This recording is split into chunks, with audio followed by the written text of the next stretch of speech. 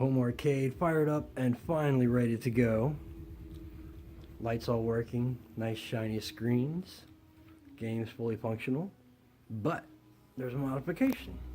Dig Dug has a 60-in-1 PCB board, which has 37 classics from the old 80s arcade 8-bit systems.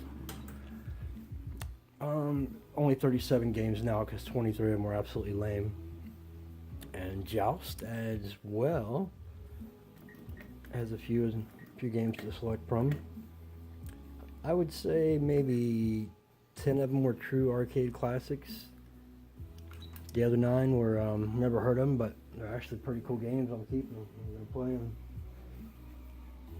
them. There's many projects involved. The first biggest one was replacing these big monsters, old style tube television, very inefficient power wise, not very good on the eyes, and very simple design to get rid of them. A simple strap from Home Depot. Very simple design, actually bolted right into the frame beautifully. Quick, easy, painless removal by pushing the button and snaps right back in. It's just amazing how I had to do no adjustments. Joust as well.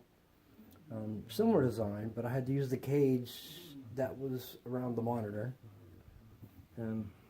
Dig Dug still has his cage.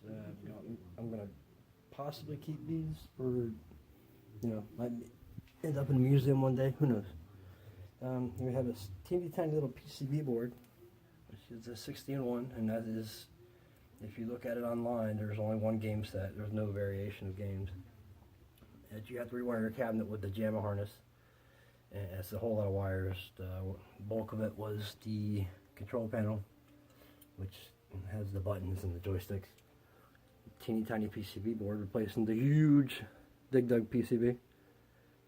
I found an adapter online, so I can take this JAMA adapter, plug it right into Dig Dug, and fire that bad boy up. It's nice to, I don't want to take the history away. I want to keep these things as close to original as possible. And we got the 1901 in Joust. Same exact principal design. Used that JAMA harness to rewire your cabinet. And with both cabinets, I left all the original wiring so I can switch back and forth.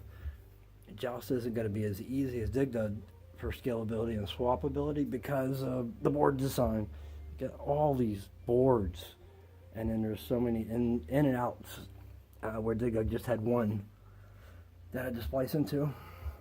Have to have a different power supply too, because you're not going to run that on these boards. It's just not going to happen. So it's a lot of fun. I'm very excited. There's only a few arcade classic games I'm missing. Raspberry Pi is going to take care of that.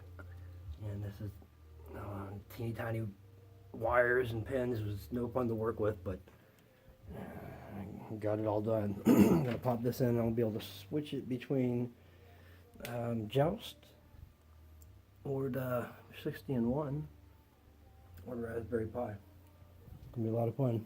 I'm actually enjoying working on this more than I like playing it, whatever.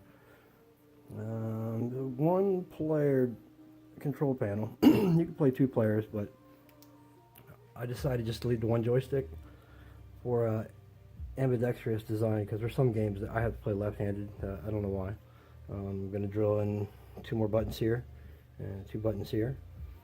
And Joust, I found a control panel online that was compatible with it, that had all these wonderful little buttons. And I am still waiting for the joysticks to come from China.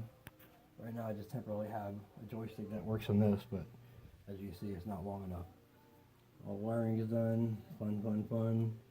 And half the wiring is done here because I'm waiting for the joystick, which will be here next week. And Dig Dug was quite simple because, one joystick. But like I said, I'm going to add 4 more buttons for ambidextrous play.